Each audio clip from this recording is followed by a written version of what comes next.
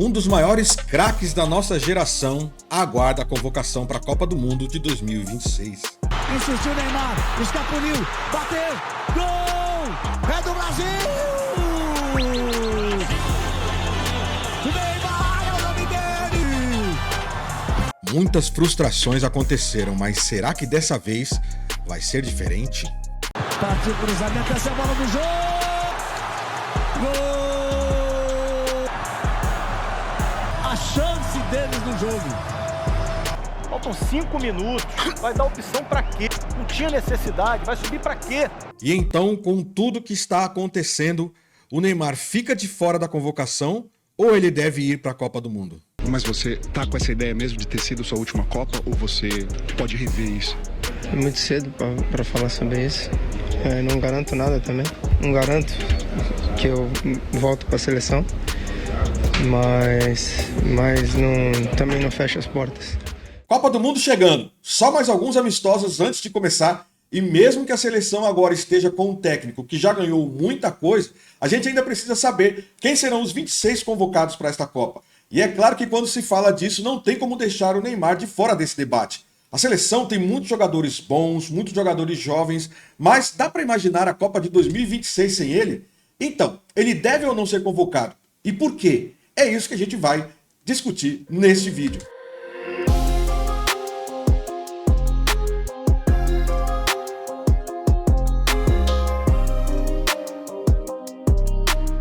Precisamos ser honestos aqui, né? Não dá pra comparar o Neymar de hoje com aquele menino cheio de intensidade que a gente viu lá no ano de 2010.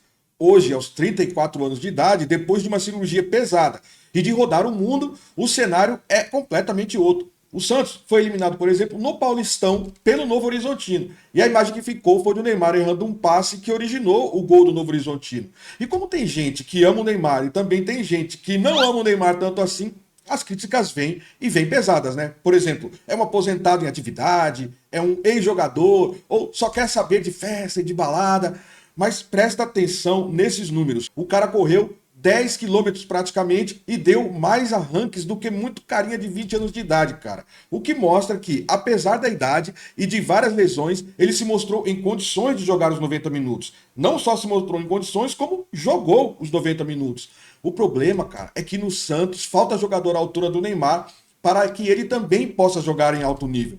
E por isso, o que mais acontece é a gente ver ele voltando para buscar a bola lá no meio-campo, porque o meio-campo não cria. E na seleção, certamente isso vai ser diferente, né? Imagina esse mesmo Neymar que hoje se irrita porque o companheiro não consegue entender um simples corta-luz jogando ao lado de Estevão, de Luiz Henrique, de João Pedro, de Endrick, por exemplo, e ainda tendo o Casemiro lá no meio-campo. É claro que é outra realidade, né? Só que o tempo está acabando e tem poucos jogos para provar para o Ancelotti que ele tem condição de ser convocado para essa Copa. Só que, faltando 100 dias para a Copa, o plano do Ancelotti já estava praticamente definido. Mas o Rodrigo sofreu uma lesão grave no ligamento e com isso está fora da Copa, infelizmente. Com o Rodrigo fora, o nome do Neymar passou a ser uma possibilidade mais realista. E tem uma observação que vale a pena ser feita quando se fala em levar o Neymar, mesmo não estando 100% da sua condição física. Olha, por exemplo, para a Argentina. O Messi corre o tempo todo? Não. Ele joga os 90 minutos em alta intensidade? Raramente. Mas, quando ele entra, ou quando a bola chega nele no último terço do campo, a expectativa é que pode aparecer uma jogada que pode decidir a partida.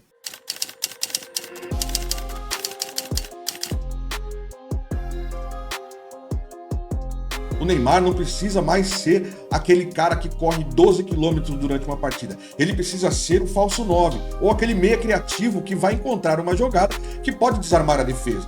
Imagina, por exemplo, uma semifinal contra a França. O jogo travado em 1-1. Imagina que o Neymar está na reserva, que já é uma coisa difícil de imaginar, né? O Neymar na reserva, mas vamos imaginar. E que nesse enrosco todo, o Ancelotti olha lá para o banco e chama o camisa 10. Neymar, entra em campo. Só o fato dele entrar em campo já é motivo para os zagueiros franceses nesse jogo imaginário ficarem já preocupados, né? Konaté, Condé, vão falar, ih, caraca, entrou o Neymar. E já começa até a mudar um pouco a dinâmica da partida. Mas será que o Neymar ficaria mesmo no banco? Essa é uma conversa que o Ancelotti vai precisar ter com ele. Mas, se ele continuar jogando os 90 minutos e correndo como fez nos últimos jogos, é possível que ele vá para a Copa e ainda é possível que ele jogue como titular. E se você ainda não é inscrito no canal, faz isso agora, porque na próxima parte do vídeo você vai ver os principais motivos que justificam o Neymar ser convocado para esta Copa. Para explicar isso, vamos voltar um pouco no tempo. Lá em 2014, quando tiraram ele da Copa na base da pancada. A partida foi em Fortaleza, lá no Estádio do Castelão, pelas quartas de final da Copa. E o Brasil venceu a Colômbia por 2-1 naquele dia, só que o jogo ficou marcado não pela vitória, mas por um lance que aconteceu no segundo tempo. O lateral colombiano, Juan Camilo Zúñiga, acertou uma joelhada nas costas do Neymar. E ele caiu no gramado na hora, chorando de dor, e precisou sair do gramado de maca. Horas depois, veio o diagnóstico. Fratura na terceira vértebra lombar. A Copa tinha acabado para ele naquele momento. O Brasil perdeu seu principal jogador justamente quando o torneio chegava na reta final. Sem o Neymar, a seleção entrou em campo 4 dias depois, no Mineirão, em Belo Horizonte, para enfrentar a poderosa Alemanha, que estava jogando muito naquele ano. E o resultado você já sabe, né? Não precisa nem a gente colocar aqui. Até hoje, muita gente pergunta como teria sido aquela semifinal se o Neymar estivesse em campo. É claro, não dá para afirmar que o resultado seria diferente, né? Mas também ninguém consegue dizer que seria igual. E esse foi só o primeiro momento em que a Copa escapou das mãos do Neymar, não por futebol nem por capacidade técnica, mas sim pelas circunstâncias que aconteceram naquela Copa. E em 2018, ele chegou baleado, mas parou nas mãos do Courtois. Chegou baleado porque em 2018 a história foi um pouco diferente, mas também terminou em frustração. Neymar chegou para a Copa depois de uma temporada bem complicada para ele. Em fevereiro daquele ano, de 2018 mesmo, jogando pelo PSG contra o Olympique de Marseille, pelo campeonato francês, ele sofreu uma fratura no 5º metatarso do pé direito. E aí passou por uma cirurgia lá no início de março, só que ele ficou meses fora de campo.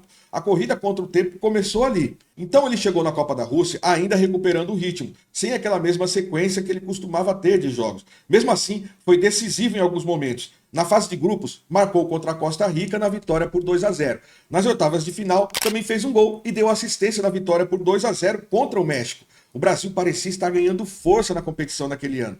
Mas, nas quartas de final, veio o confronto contra a Bélgica. A Bélgica abriu o placar com um gol contra do Fernandinho e depois ampliou com um chute certeiro do De Bruyne de fora da área que não deu para o goleiro Alisson. O Brasil reagiu no segundo tempo com um gol de cabeça do Renato Augusto e a partir dali passou a pressionar mais um pouco a Bélgica até o final. Mas foi aí que apareceu um dos grandes personagens daquela partida, o goleiro Courtois.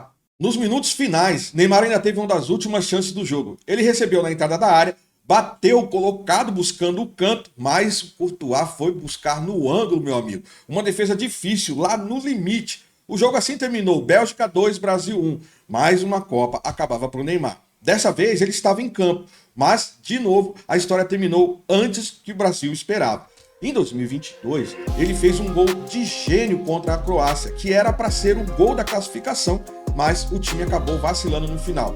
E com tudo isso, a gente pode dizer que o Neymar tem sido a esperança do torcedor. Até porque quem assistiu às últimas Copas vai lembrar que quando a seleção estava mal, a gente ainda podia pensar o seguinte: bom, pelo menos a gente tem o Neymar dentro de campo, né? E atualmente, ele é o maior artilheiro da seleção, superando inclusive o Pelé. E quando se trata de lesão, o mundo da bola já mostrou que é possível dar a volta por cima. Histórias de superação, como a de Ronaldo Fenômeno em 2002, não acontecem por acaso. Lembra do que falavam do Ronaldo antes da Copa da Coreia e do Japão? Era igualzinho ou até pior. O Fenômeno vinha de 2 cirurgias que quase encerraram a carreira dele. Ele ficou muito tempo parado, o joelho dele tinha praticamente estourado em campo, a imagem foi aterrorizante, cara. Ninguém, absolutamente ninguém fora do Brasil acreditava que ele iria voltar a jogar em alto nível. Disseram que o Felipão estava louco por levar um atleta de vidro, já que o Ronaldo vinha de muitas lesões, né? Ele chegou na Copa sob total desconfiança. Mas o final dessa história, você já sabe, né? Ele não precisou ser aquele Ronaldo de 1996. Ele precisou ser o Ronaldo decisivo. Ele mudou o estilo de jogo dele e jogou com inteligência. Inclusive, na final contra a Alemanha, ele conseguiu bater o invencível Oliver Kahn, que era o goleiro considerado o melhor daquela competição. E ele balançou a rede do Oliver Kahn 2 vezes. E agora, olha para o Neymar. A história está se repetindo bem na nossa cara. As lesões, as críticas, o mundo dizendo que já era. É o mesmo roteiro daquele do Ronaldo Fenômeno. O Neymar de 2026, meus amigos, não precisa correr o campo todo. Ele só precisa daquela bola que vai decidir o jogo, para fazer exatamente o que o Ronaldo fez na Copa de 2002. Se o fenômeno conseguiu o que por muitos era considerado impossível, por que é que o Neymar não conseguiria? No fim das contas, não é só se o Neymar ainda consegue jogar em alto nível. A pergunta, na verdade, é outra. Em um jogo grande, em uma partida que pode decidir o futuro do Brasil na Copa, você prefere o Neymar no banco de reservas ou prefere ele assistindo pela televisão? Comenta aí o que você acha, se inscreve e aproveita para ver esse outro vídeo aqui, ó, onde fala por que a seleção deve ter um camisa 9. Ou veja esse outro vídeo que está aparecendo deste lado. Enfim, maratone o canal e fique por dentro das curiosidades do futebol. Muito obrigado por ter assistido o vídeo até aqui e eu te vejo no próximo. Valeu!